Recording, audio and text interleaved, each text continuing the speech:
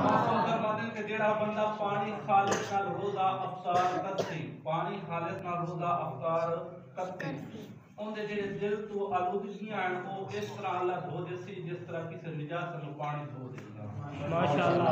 اس کے پانی دی فضیلت اے پانی جڑا صاف پانی ہے جڑا بوتل پانی سے گھروں لے کے نا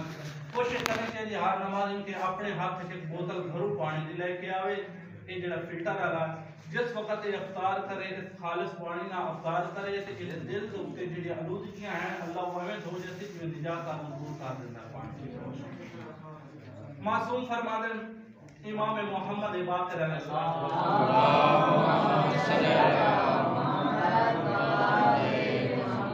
امام محمد باقر علیہ السلام پر نماز کو افطار پر مقدم کرو یہ جڑی تسی نماز پڑھتے ہو نا انو افطاری تو بعد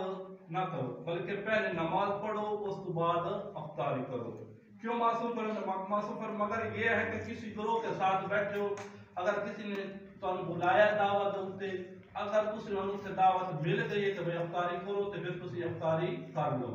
لیکن معصوم فرماتے ہیں کوشش کرو پہلے نماز پڑھو اس کے بعد افطاری کرو معصوم اب جواب دے کیوں مارا اس طرح سے کیوں کرے معصوم فرماتے کہ جڑی تسی نماز پڑھسو وہ تہاڈے روزے دی حالت اللہ تعالی قبول کر دے سی مطلب اس نماز دی فضیلت یہ ہو سی اللہ یہ جڑی تہاڈی نماز ہے یہ اس طرح لکھی جاتی کہ اس بندے روزے دی حالت وچ بھی مغرب دی نماز ادا کیتی ہے